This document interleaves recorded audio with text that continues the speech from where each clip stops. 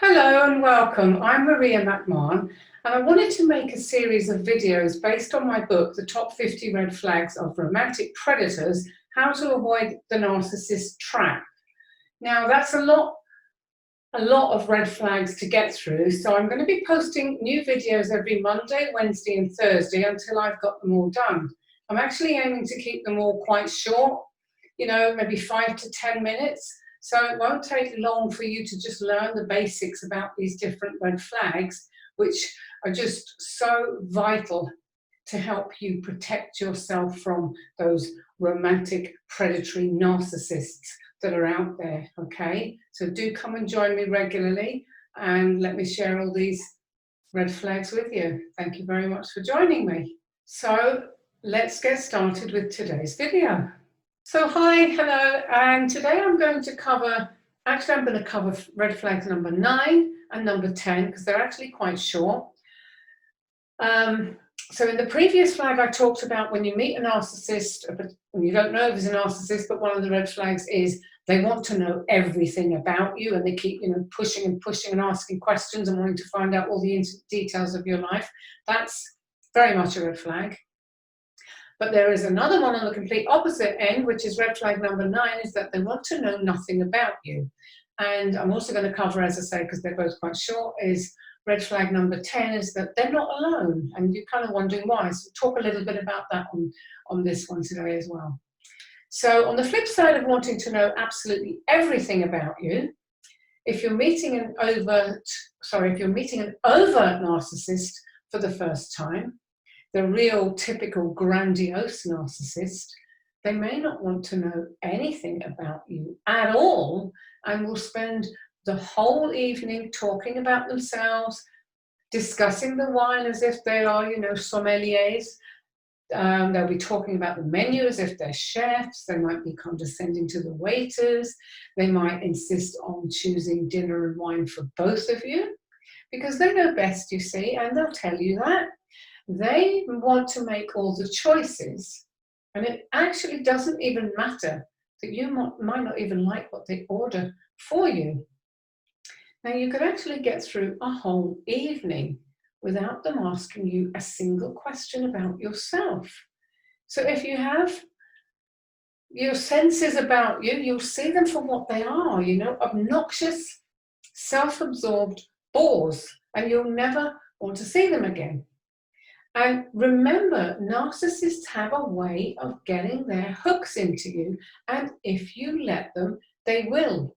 So even if you think in the first place that they are arrogant and awful on this sort of first date, early stage, you're actually still not safe.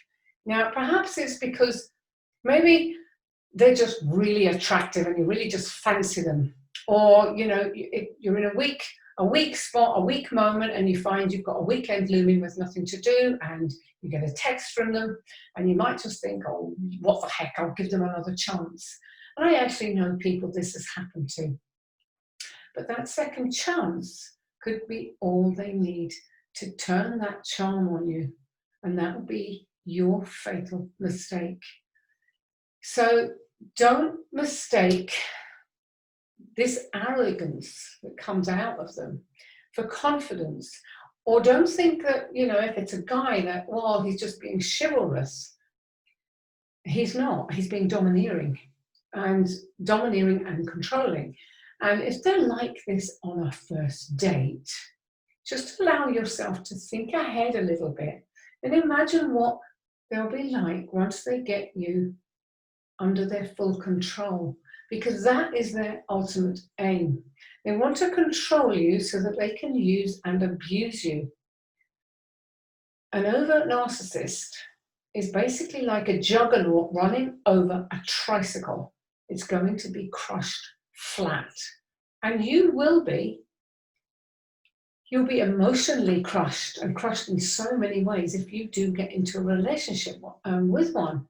So if they're like this on a first date, as soon as the date is over, send them a message, say thanks for a nice evening, I don't think we're suited, send it and then block their number as soon as you've sent it. Block them from your dating site and social media, and do not give them a second chance to come back at you. That is my solid advice for you. Okay. And red flag number 10, I'm including here, as I said, is, you meet this gorgeous new person, you see this gorgeous new person across a barroom or in a nightclub or wherever you might be hanging out, and they're not with anyone. You think, wow. So if this person is so gorgeous, and let's say you've got talking to them, or you've even had this date where they're so clever and funny and generous and what have you, why are they alone? Why aren't they with someone? Why is this lovely person, single? Now, you've got to ask yourself this question. Having said that, I know that, of course, there are tons of really gorgeous people out there who are currently single and who are looking for relationships. But my book and the videos that I'm making, just to talk a bit more about the red flags, is about helping you to spot a narcissist and avoid the trap of getting involved with one again, having your heart broken and your life shattered. So that's why you need to ask yourself this question. You need to be asking yourself, why has this gorgeous individual not been snapped up? Why are they alone? So how to avoid the trap? Now, you very probably will have checked to see and noticed that they're not wearing a wedding ring. But you can't take this at face value, because narcissists frequently just remove their wedding rings. And of course, if there's no telltale sometime ring mark on their fingers, you've got no way of knowing whether they're married or not. And even if they're not married, which they might not be, you can be sure that if they are a narcissist, they'll be dating at least one other person, and they'll be in the process of discarding another. Narcissists typically have several relationships on the go at any one time, because they are basically serial cheaters, and they're extremely good at hiding this. Now, you can ask, of course, but you've got no way of knowing if they're lying. So you have to do some more detective work of your own. So that means really adding up the flags, and if you're seeing red flags, then just get out of the relationship. Get out of the relationship. Or if you really just want to be absolutely sure, you need to be very, very careful, because the more you pry into their life, the more you let them into yours. So you just have to really, really be careful. Trust your instincts, keep watching for these red flags, and keep them at a distance until you've kind of made up your mind, until you've seen enough, heard enough from them, and you've made up your mind that this person is, if not an out-and-out narcissist, this person isn't a nice person, this isn't someone I want to get into a relationship with. Give yourself that chance. Give yourself time. Give yourself the breathing space. Just do not get sucked in. Because as I frequently say when I end these videos, if you don't trust your instinct and you don't watch out for these flags, you are going to be sucked into a nightmare of a relationship. Okay, so that's all for this one, and I will be back again soon, and I look forward to seeing you. Thank you very much indeed. Bye for now. So thank you very much for watching. I hope you found that flag useful to know about. So my name's Maria McMahon. I'm a clinical NLP hypnotherapist, and I help women and men who are trying to overcome narcissistic abuse.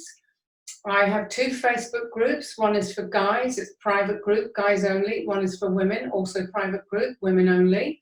So what I'll do is I'll put a link below the video, some links about how you'd like, if you wanted to connect with me, how you'll be able to connect with me. I'll also put a link to the book, which is currently on Amazon for just 99 cents, so it's pretty cheap. Now, if you found this video helpful, please like and comment and subscribe, and come back soon for more red flags, because every Monday, Wednesday and Thursday I'll be posting until I get through all the 50. Okay, so thank you very much again, and I will see you soon. Bye for now.